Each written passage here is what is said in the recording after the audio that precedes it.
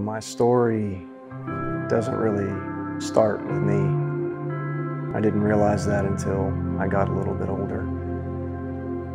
When I look back, I think about my journey and what I've gone through. Sometimes I felt like I was in control, but as I look back, I see that I had really very little to do with what was going on.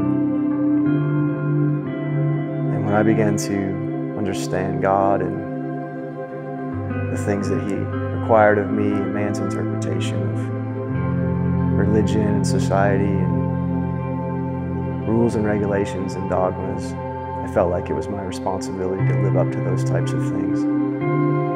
The irony was that the more I pursued God, the farther I felt away from Him. And in my mind's eye, I could almost see God trying to tear through that religious overlay to get through to His people. And the one that would show up in my prayer closet was not the same God who would show up on Sunday mornings.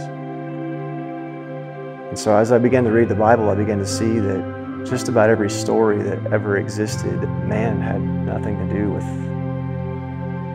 starting that story. And nothing seemed to really make sense until I realized He was pursuing me. And that wrecked me. It changed everything. It brought me to a point where I was able to feel again, have purpose again. And I think Christianity began to make sense.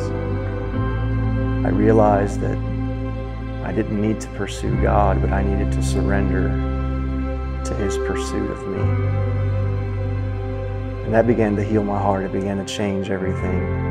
It began to change my journey and my outlook and my destination to where I began to want to be pursuing the same people in the same way that God pursued me.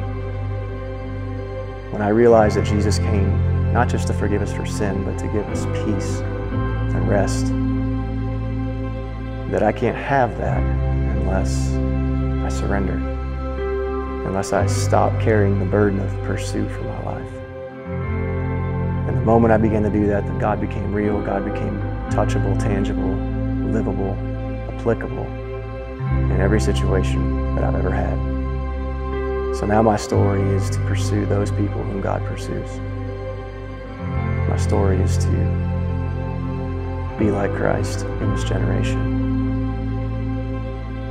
And if I were to be asked one thing that God is doing right now in this nation, in this country, in the church, and His people, it's one word, and that's restoration. To heal His image, His face, the false idea of God that man has imposed upon society through religion, doctrine, misunderstanding, that God would take all of that and begin to work it for something that clarifies who He is. And God wants to begin to change how He is viewed. We've created an idea of God that does not exist. God wants to be as He is, not as we make Him to be.